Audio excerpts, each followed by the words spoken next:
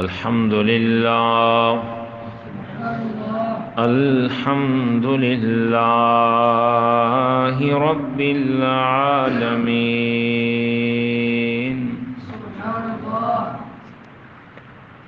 والعاقبة للمتقين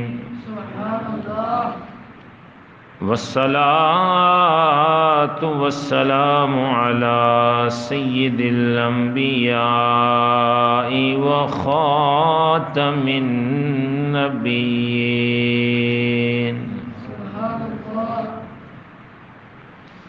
أما بعد فأعوذ بالله من الشيطان الرجيم بسم الله الرحمن الرحيم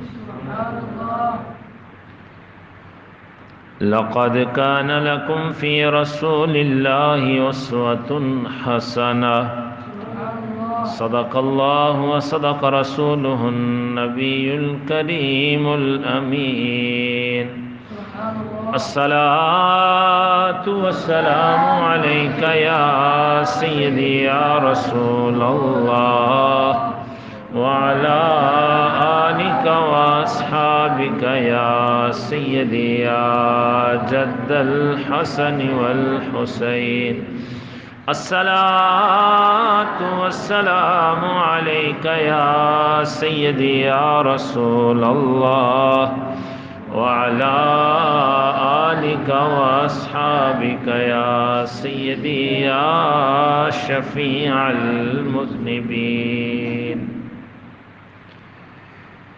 بعد الحمد والصلاة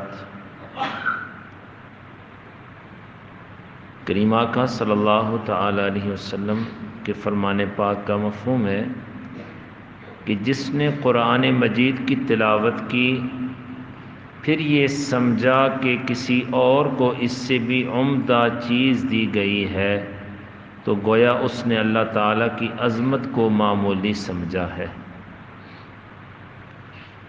قرآن پاک کی تلاوت کرنا بہت بڑا عظیم انعام ہے۔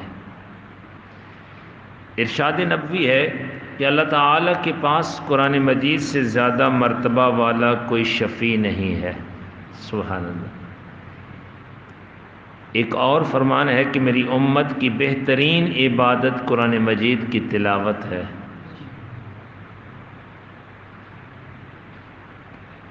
اور مزید فرمان پاک کہ تم میں سے زیادہ بہتر وہ ہے جو قرآن مجید پڑھے اور پڑھائے،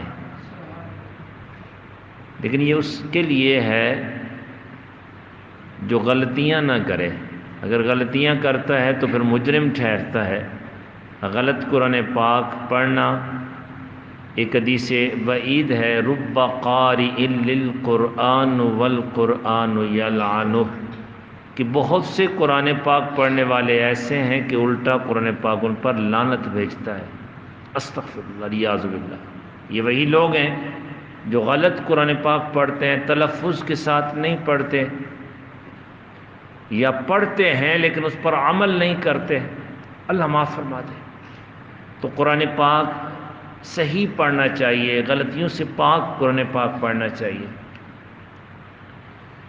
کریم آقا صلی اللہ علیہ وسلم کے فرمان پاک کا مفہوم ہے کہ دلوں کو زنگ اس طرح لگ جاتا ہے جیسے لوہے کو۔ عرض کیا گیا اس کی چمک دھمک پھر کیسے لوٹتی ہے؟ تو آپ صلی اللہ تعالی وسلم نے ارشاد فرمایا تلاوت قرآن اور موت کو یاد کرنے سے۔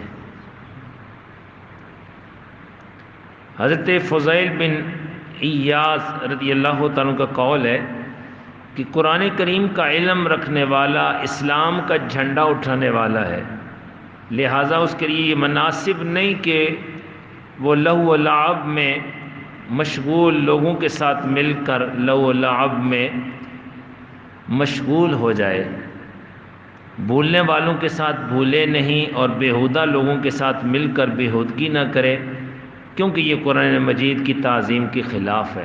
یعنی جو قرآن پاک پڑھنے والا ہے نا، معلم ہے، جاننے والا قرآن پاک، یا پڑھانے والا اس کے اعمال بھی خاص ہونے چاہیے. خوش گپیاں وغیرہ اللہ تعالیٰ معاف فرما دے. آج کل جو طرح طرح کا ماحول بنا ہوا ہے اللہ تعالیٰ معاف فرمائے. تو عمل کے حوالے سے کہ قرآن پاک پڑھنے والا پڑھانے والا اس کا عمل بھی خاص ہونا چاہیے. اور کریم آقا صلی اللہ علیہ وسلم کا فرمان پاک کا مفہوم ہے کہ جو صبح کرتے ہی سورہ حشر کی آخری آیات تلاوت کرتا ہے اگر وہ اسی دن مر جائے تو اسے شہداء میں لکھا جاتا ہے. سبحان اللہ. اور اس پر شہیدوں کی مہر لگائی جاتی ہے. اور جو شخص ان کو رات کی ابتدا میں تلاوت کرتا ہے اور اگر وہ اسی رات مر جائے تو اس پر شہیدوں کی مہر لگائی جاتی ہے. سبحان اللہ. کریم آقا صلی اللہ تعالی علیہ وسلم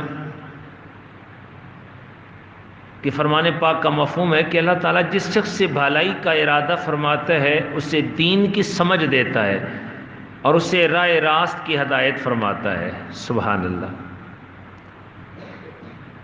اور علماء کرام کی شان کتنی ہے. ارشاد گرامی ہے کہ علماء انبیاء کرام علیہم السلام کے وارث ہیں. سبحان اللہ. فرمان نبوی ہے کہ سب لوگوں سے افضل وہ مومن عالم ہے کہ جب اس کی طرف رجوع کیا جائے تو وہ نفع دے اور جب اس سے بے نیازی برتی جائے تو وہ بھی بے نیاز ہو جائے. اور نیز ارشاد فرمایا کہ مرتبہ نبوت سے سب سے زیادہ قریب عالم اور مجاہد ہیں بعمل عالم دین. اور حضور رحمت عالم صلی اللہ علیہ وسلم کا فرمان پاک کا مفہوم ہے کہ عالم علم سے کبھی سیر نہیں ہوتا یہاں تک کہ جنت میں پہنچ جاتا ہے. سبحان اللہ. ایک اور ارشاد پاک کا مفہوم ہے کہ عالم بن یا متعلم یا علمی گفتگو سننے والا یا علم سے محبت کرنے والا بن اور پانچواں یعنی علم سے بغض رکھنے والا نہ بن کے ہلاک ہو جائے گا. یا تو عالم یا پھر طالب علم. اگر یہ بھی نہیں بن سکتا نا تو علمی مجلس میں بیٹھنا. یہ صبح درس ہوتا ہے ذہن نصیب کوئی چیز اگر سمجھ آ جائے بیٹھنے کا ہی ثواب ہے. اگر کوئی جانتا بھی ہے نا تب بھی جا کے بیٹھے گا نا تو تب بھی اس کے ثواب ملے گا. تو ارشاد فرمایا کہ یا عالم بن یا طالب علم یا علمی گفتگو سننے والا یا علم سے محبت کرنے والا اور پانچواں نہ بن یعنی علم سے بغض رکھنے والا. اگر یہ بنا تو پھر ہلاک ہو جائے گا. اللہ معاف فرما دے. اللہ تبارک و تعالی جل شانہ ہمیں علم دین کی برکتیں عطا فرمائیں اور علماء کرام کی مجلس میں بیٹھنے کی توفیق عطا فرمائیں. حضرت حسن بن علی رضی اللہ تعالیٰ عنہ کا ارشاد ہے کہ جو شخص علماء کی محفل میں اکثر حاضر ہوتا ہے اس کی زبان کی رکاوٹ دور ہوتی ہے, ذہن کی الجھنیں کھل جاتی ہیں اور جو کچھ وہ حاصل کرتا ہے اس کے لیے باعث مسرت ہوتا ہے. اللہ ہمیں دین کا درد عطا کر دیں. علمی مجالس میں جہاں بھی کوئی درس پاک ہو سچا عالم دین درس دے رہا ہو وہاں اس کے درس کو سننے کی توفیق عطا فرما دیں. آج کی حدیث پاک سرکار دو عالم صلی اللہ تعالی وسلم کے فرمان پاک کا مفہوم ہے کہ جس نے کسی روزہ دار کو افطار کرایا تو اسے بھی اس کے برابر ثواب ملے گا بغیر اس کے کہ روزہ دار کے ثواب میں سے ذرا برابر بھی کم کیا جائے. گویا کہ جس نے کسی کو روزہ افطار کرایا اور یہ ثواب اس کے لیے بھی ہے کہ جس نے ایک کھجور عطا کی یا پانی کا ایک گھونٹ ہی عطا کر دیا اس کے لیے بھی یہ ثواب ہے. اللہ تبارک و تعالی ہمیں محبت خلوص کے ساتھ لوگوں کو ایمان والوں کو افطار کرانے کی توفیق عطا فرما دیں. آمین. وما توفیقی الا باللہ.